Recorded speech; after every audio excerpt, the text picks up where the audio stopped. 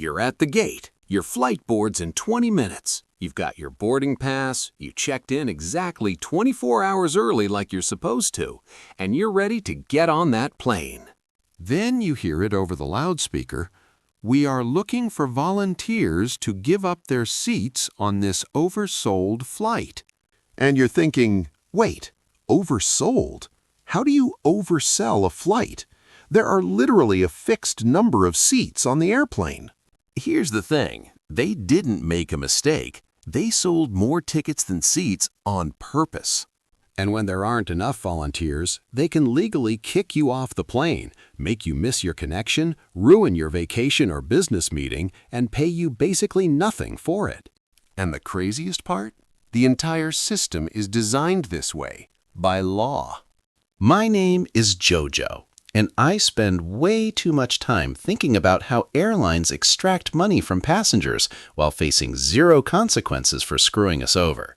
If you're someone who flies even once or twice a year and wants to understand how the airline industry legally gets away with selling something they can't deliver, make sure to hit the subscribe button and give this video a thumbs up if this helps you out. Because what I'm about to show you isn't just about flights. It's about understanding how corporations use intentional loopholes, psychological manipulation, and outdated regulations to transfer risk from themselves onto you, the customer who's already paid for something. In 2019, the last normal year before the pandemic, U.S. airlines bumped over 130,000 passengers involuntarily. That's 130,000 people who paid for a seat, showed up on time, did everything right, and still got kicked off their flight. But here's what most people don't realize. That's just involuntary bumping. When you include voluntary bumping, people who took vouchers to give up their seats, the number jumps to over 680,000 people. That's nearly 750,000 passengers per year who couldn't get on a flight they paid for. And we're not talking about weather delays or mechanical issues. We're talking about the airline selling 200 tickets for a plane with 180 seats, then acting surprised when 200 people show up. Now, you might be thinking, okay, but they must compensate people well for this, right? I mean, they sold you something they can't provide. Here's where it gets really interesting. By federal law, if you get bumped involuntarily and your new flight gets you to your destination 1 to 2 hours late, the airline owes you 200% of your one-way fare, capped at $775. If you arrive more than 2 hours late, they owe you 400% of your one-way fare, capped at $1,550. Sounds decent, right? Look, here's the problem. That's the maximum they're required to pay. And there are about 17 different loopholes that let them pay you absolutely nothing. First loophole, if the flight holds fewer than 30 passengers, regional jets basically, they don't have to pay you anything. $0. Second loophole, if they can get you to your destination within 1 hour of your original arrival time, they don't owe you a cent. So they'll route you through 2 connections and get you there 58 minutes late, and legally, you get nothing. Third loophole, and this is the big one, if you didn't check in on time, you're not entitled to compensation, and on time is defined by the airline. Some say 45 minutes before departure, some say an hour, and they don't have to tell you what their policy is until after they've already denied you compensation. But here's the real kicker. Even if you qualify for the maximum compensation, most people never get it. Know why? Because the airlines don't tell you what you're owed. A study by the Department of Transportation found that airlines only inform passengers of their bumping rights about 50% of the time. Half the time, they just don't mention it. They'll hand you a $200 voucher. You'll think, well, this sucks, but at least I got something, and you'll move on. Meanwhile, they legally owed you $1,550 in cash. Not a voucher, cash. But they're betting you don't know that. All right, so why do airlines do this? Why intentionally create a situation where you're kicking off paying customers? The answer is pure mathematics. Airlines know that, on average, 5 to 15% of passengers with confirmed reservations don't show up. They call them no-shows. These are people who book flights, don't cancel, and just never come to the airport. Sometimes it's because they missed a connection. Sometimes they changed plans and forgot to cancel. Sometimes they booked multiple flights and chose a different one. Doesn't matter. The airline has an empty seat they could have sold to someone else. Here's the thing airlines realized decades ago. If we expect 10% no-shows and we only sell 100 tickets for our 100-seat plane, we're going to take off with 10 empty seats. That's 10 seats we could have sold for $300, $400, $500 each. Over thousands of flights per year. That's hundreds of millions of dollars in lost revenue. So they started overbooking. If they expect 10% no-shows, they sell 110 tickets for a 100-seat plane. Now, when 10 people don't show up, the plane is exactly full. Perfect. But here's where the system gets predatory. Airlines got really good at predicting no-show rates. They use algorithms that factor in the route, day of week, time of year, ticket type, passenger history, everything. And those algorithms are optimized for one thing: maximum profit. Let me show you the math they're doing. Let's say you've got a 180-seat airplane flying from New York to Miami. Average ticket price is $250. The airline's algorithm predicts a 7% no-show rate, which means about 13 people won't show up. If they sell exactly 180 tickets, they expect 13 empty seats. That's $3,250 in lost revenue. But if they sell 193 tickets, 13 extra, here's what happens. Exactly 13 people don't show up. The plane is full. The airline makes an extra $3,250. Perfect. Scenario 2. Only 10 people don't show up. Now they've got 3 extra passengers. They need volunteers to give up seats. They offer $400 vouchers to 3 people. That costs them $1,200 in future flight vouchers, which cost the airline maybe $300 in actual costs. They still made $3,250 in extra ticket sales, so they're up $2,950 even after compensation. Scenario 3. Worst case, only 5 people don't show up. Now they've got 8 passengers who can't board. They bump them involuntarily, rebook them on the next flight, and pay them, let's say, half actually claim their $775 compensation. So that's $3,100 in cash compensation.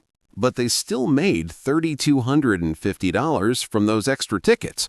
So even in the worst-case scenario, they're up $150.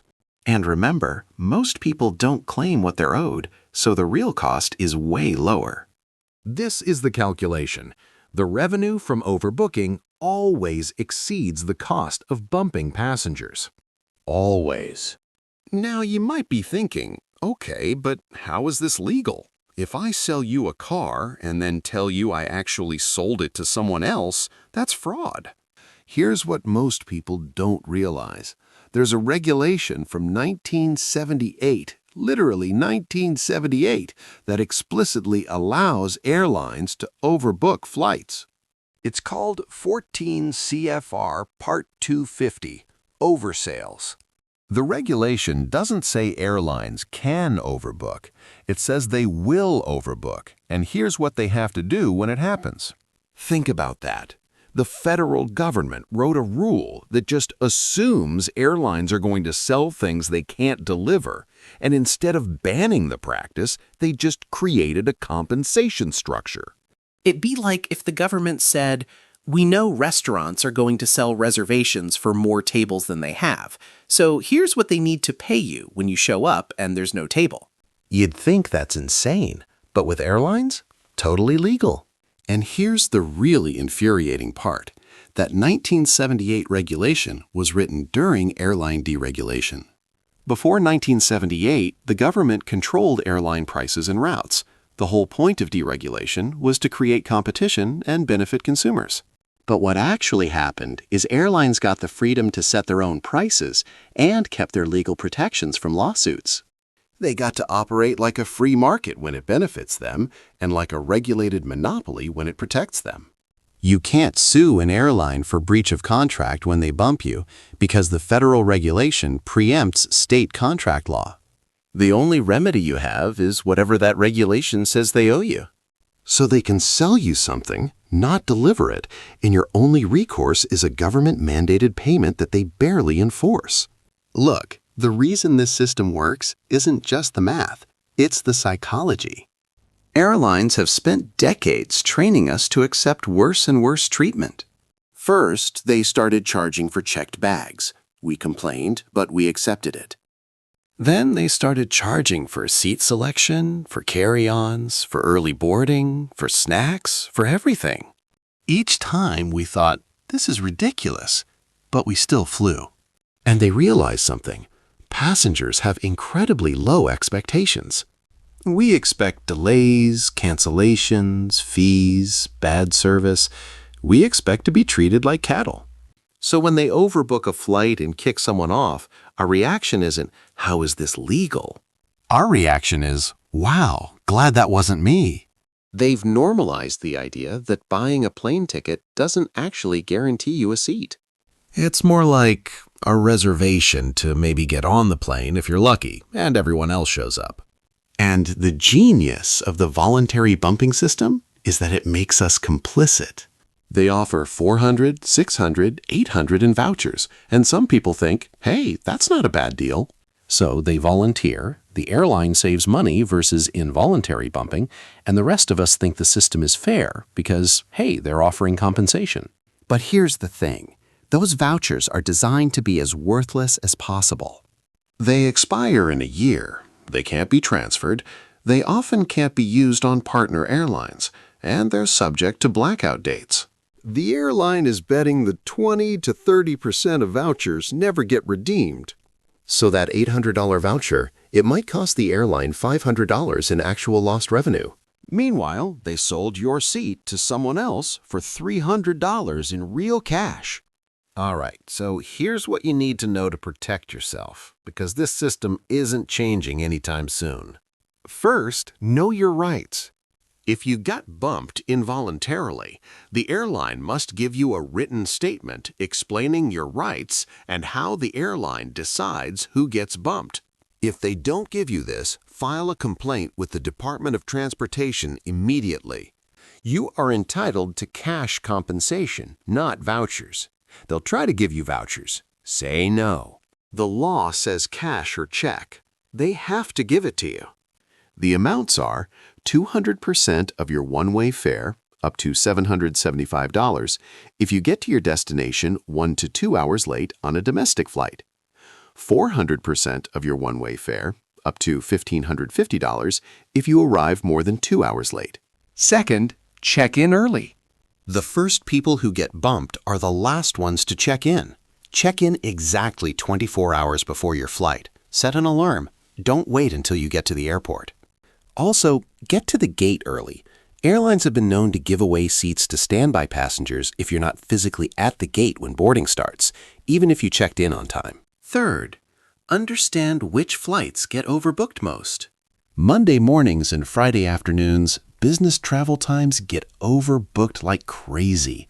So do flights the day before and after major holidays. Smaller regional jets almost never compensate for bumping because of that under 30-seat loophole. Avoid them when possible. Fourth, if you volunteer to get bumped, negotiate.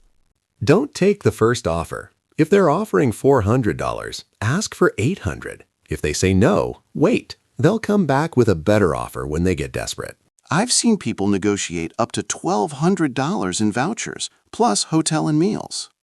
But remember, always negotiate for cash or a check if possible. If you have to take a voucher, make sure you understand the restrictions. Ask them to email you the terms before you agree. Fifth, buy trip insurance that covers this. Most trip insurance policies cover involuntary bumping. If you're taking a trip where missing your flight would be catastrophic, wedding, cruise, important business meeting, spend the $40 on insurance. It's worth it. Look, here's what really bothers me about this entire system. It's a perfect example of how corporations privatize profits and socialize losses. When overbooking works out, the airline makes money. When it doesn't, you lose your time, your plans, your convenience, and they pay you a fraction of what that's actually worth. Our time sitting in an airport for 6 hours waiting for the next flight? Not compensated. The hotel you booked that you'll now miss the first night of? Not compensated. The business meeting you'll miss? Not compensated. The first day of your vacation? Not compensated. You get a check for $775, which sounds like a lot until you realize they just took something you paid for and gave it to someone else. And the reason they can do this is because we let them. We accept it. We shrug and say, well, that's just how airlines are. But it doesn't have to be this way. Europe has much stricter rules. If you get bumped on a European airline, you can get up to 600 euros in cash compensation. That's about $650, plus rebooking, meals, and hotel accommodations. And European airlines somehow manage to stay profitable. The difference isn't that American Airlines can't afford to treat us better. It's that they don't have to. So the next time you're at the gate and you hear them asking for volunteers, remember, this isn't an accident. This is a system working exactly as designed, a system where the airlines sold something they knew they couldn't deliver, and the law protects them for doing it. You paid for a seat, you showed up on time, you did everything right, and they can still take it away from you. But now you know how the game works. You know your rights. You know what they owe you. And you know that when they hand you a $200 voucher and smile, they're banking on you not knowing you're entitled to $1,550 in cash. Don't let them. If this video helped you understand how airlines legally screw over passengers, hit that subscribe button because I make videos like this every week breaking down how the financial system really works and how to stop getting taken advantage of. And look, if you've ever been bumped from a flight, drop a comment below. Tell me what happened, whether you got compensated, and how the airline treated you. I read every comment, and I'm genuinely curious how many people watching this have been screwed over by this system. Thanks for watching JoJo Invests.